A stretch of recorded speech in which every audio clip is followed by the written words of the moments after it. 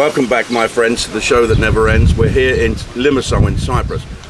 Why people don't spend more time coming here than jetting off to the Caribbean and the Seychelles. This is fantastic. 4 hours from London. This is the majestic Four Seasons Hotel. It's unique because it's not part of the Four Seasons chain. It is Four Seasons Plus. It's fantastic. The staff are sensational. I've got lots to do while I'm here. Today, if we're lucky, we'll get some RAF jets flying over the top of us, getting ready to protect us from what is to come. And I'm going to go upstairs now to find somewhere nice and cool to talk about what's been going on. So, welcome back, my friends. Don't forget, I'm back on Tuesday, and I'm nipping up to Scotland. I'm going to Billingham, I'm going to Glenrothes, and I'm going to Glasgow, the Pavilion. Let's get upstairs and we'll have a natter. And here we are back in the room. It really has been a great break, although I've been quite busy writing. I've been concentrating on a project that Mike Osman and I have been working on about Jethro. Our beloved Jethro. As you know, he's heavily featured on Ustream, and we want to put a project together so that everybody remembers him. And Mike does a brilliant tribute show, but we both feel it should be something a little more. So I've been getting up at Sparrows Fart every morning and scribbling here at the hotel. And even though I always remember George Sava, who used to run Blazers at Windsor, he had Barry from the club up there in Leicester. Where was it? Someplace he went. I think they opened a place here, and Barry went, oh my God, he was off the pink bus with Barry. It's so bloody hot here, I can't bear it, George, I've got to go up here. It's the Middle East, love, it's the Middle East. Although it's Cyprus, and we think of Cyprus as sort of British, don't we? Tragically, thinking that everything belongs to us. But no, Cyprus is in the Middle East. And that brought it home yesterday when I was sat round the pool and I heard this amazing roar and everyone turned to each other as if it was a tsunami or whatever, but we know exactly what it was. It was our jets taking off from Akrotiri, about 5 kilometres down the road to the west. And I've been there and see them taking off from these places, and that's the sound they make when they're fully bombed up and fully loaded, because they've really got to hit that reheat to get themselves up in the air at full power. Anyway, that's my look at it. And what has been going on now, I read Andrew Neil's thing this morning. Let me just read these headlines to you and see if it makes sense. You know, Andrew Neil, a bit of a jock with a comb over. I like him. We shared a few things at one stage, the odd pint. 300 missiles and drones hit Britain. Would we be sitting on our hands? Israel has the right to retaliate. And loose talk about World War III is designed to intimidate into doing nothing else. Now let's go back to 1982, and he does mention that, when the Argentinians invaded the Falkland Islands. And this is round about the time, what's it, the 10th, is it, or something, 11th today? I'm not sure, of April. Well, the task force was on its way to reclaim them. It was going to be a hard old job. It was 8,000 miles away, and the rules show that you need 3 times the amount of troops to attack a defended position. We were up against it. It was a close-run thing, and we won, and we proved to the world that you do not fuck around with Britain. Now, Israel is taking it an even larger step. What would it do? What would we do if 300 missiles rained down on us? Well, first of all, we wouldn't have a defence system like they've got. They've got the Iron Dome system, which is, and they've got this other thing developed with the American company as well that can take out ballistic missiles as well. Would we have any need for it here? Well, no, because we're not smack bang in the middle of an Arab territory, a Muslim Arab territory. But interestingly enough, Jordan participated in the shooting down of some missiles in their airspace, and there's been intelligence from Saudi. So when you think about it, and Andrew is right, it's the first time I can remember reading things, because you read things, you say, well, I better read that first, because I don't want to start gobbing off and telling jokes about things when there's people being killed. But I think it's the first time that an Arab nation, Jordan, has actually done something physical to protect Israel. And I think there's a lot of hope in that.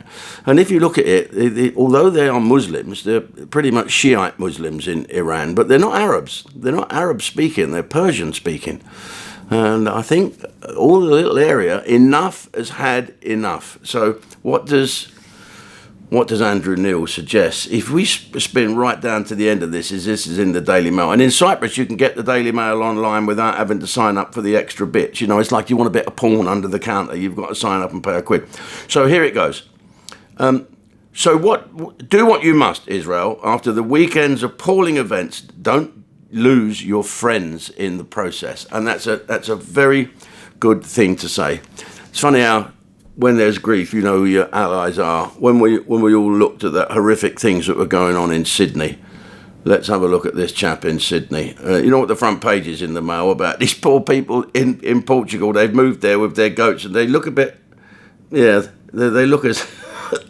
Family dream in Portugal turns into a nightmare. They're targeted by locals who said she looked like a witch. They were English pigs and devil worshippers. Well, here's a picture of them. Well, the jury's still out on that one, but they shouldn't need to be treated like that. But why go to foreign countries anyway? You know, if we all sit round in our country saying, oh, we don't want these foreigners here, we go abroad and become foreigners in someone else's. I went to Dubai and was an ethnic minority in someone else's fucking country.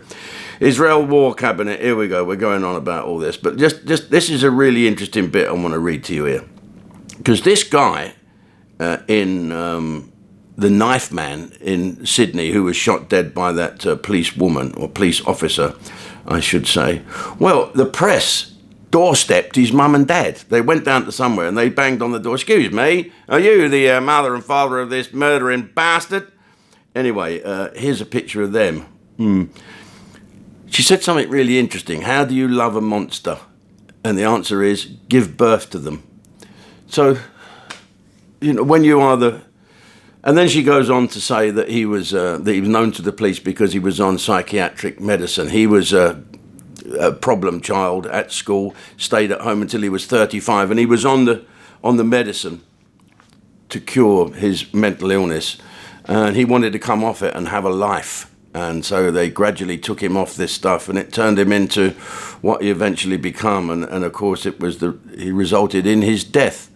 And you can never forgive anybody for that. You can't just say it's mental illness. It's like I've spoke to veterans in prison that said to me, "Oh, it's my PTSD." Really? I think maybe there's a lot of evil in people. I'm not saying that about the veterans, but some of the ones that I saw up in Leicestershire, they've done some absolutely horrendous things. And none of them blame the military, apart from one who said it's PTSD made me do it. No, if you are psychotic, if there's something wrong with you, I don't think you can just give you some medicine, let you walk about, and then say, I want to come off the medicine. Okay, come off it. So that's what happened to him. And it brought on his psychosis, and it was triggered. Apparently he couldn't get a girlfriend, so he thought he'd go and stab all the ones that weren't his girlfriend. His name was Joel Gauchi. And it's funny how we all leapt to the fact, here we go, as soon as we heard it, another terrorist killing. He looks a bit Arabic. It was him that did it. I'm not jumping to anyone's defence, but we can make terrible assumptions, can't we? Talking of mental illness, is an interesting bit I read today. A report has just come out about how the Nazis rounded everyone up who was a bit of a Malcolm and said, look, we're going to take you to a nice hospital, put them all in trains and fucking gassed a lot of them. Killed them all the mentally ill people. There's a young woman here, this is Dominic Lawson wrote this, Dominic Lawson. A young woman with dreamy eyes, smartly dressed. Anyway, she moved to Scotland with her German family before the First World War because she thought, oh, this is going to be all horrible. We'll go to Scotland and get out the way of all these nasty things that's going on. Of course, when she got to Scotland, then the Second World War started brewing about 1938, 39. And of course, there's all this anti-German stuff, and they thought they were going to be put into an internment camp and whatever because they were German. And they went back to Germany, and of course, were welcomed back with open arms. And what happened? She was shipped off to some nut house and then said, oh, come with us, we're going to take... and have them all killed. And it's funny, and this person now is starting to compare that with what some people in the NHS decided to do. So you can terminate a child up to a certain age, but if there's a medical reason, so they do a check, and if there's spina bifida, you say to the mother, your child's got spina bifida. So what happens then? Well, you can terminate this if you want. Your child has got Down syndrome, and you can terminate that. Would you do it? Would you do it? I asked my girlfriend this morning if she'd do it. She said no. What if your child's going to be born, could never walk, has got no arms or legs? Fuck that. That is some decision to make, isn't it? And so Dominic here is talking about his daughter's birth. And I believe that Dominic's daughter had Down syndrome, right? And in 1995, I quote here, I wrote about my daughter's birth, said Dominic. The nation's then favourite former nurse, Claire Rayner. She was like an agony aunt. All them agony aunts look like women you wouldn't want to fuck in the first place, don't they? Well, she declared that the Lawsons have behaved selfishly because of the cost to society of people such as Dominica, that was the daughter. It was the same argument that the Germans had. What do you do? How can you take a life from a womb just because it don't suit you? I'm not saying one thing or the other, because that's never happened to me, and I'm only ever concerned about things that happen to me. I'm that nice, selfish fucker that I wouldn't be able to make that decision. But where do you draw the line? I'm afraid we've had a scan and your son has got great big hairy bollocks. Oh, terminate them. I can't have a son with hairy bollocks hanging down beneath his kilt. Daft, isn't it? Eh? Anyway, before we go over to Ustream and have a little natter, I'm going to tell you what's coming up. I'm going back to England tomorrow, and then I've got a quiz in my local pub. I love to do that.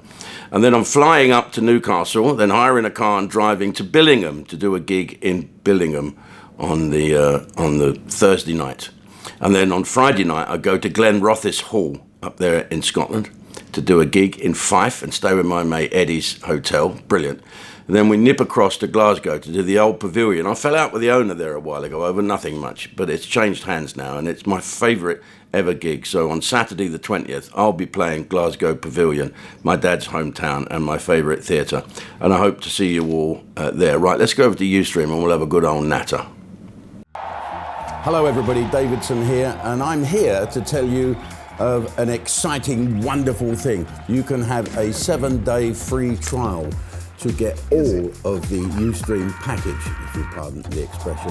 Yes, you can grab my package for 7 days for no money, and then $3.99 plus VAT per month thereon afterwards. So go to ustream.com, sign up and get your free 7-day trial. You will love it. Your knickers will dry out later.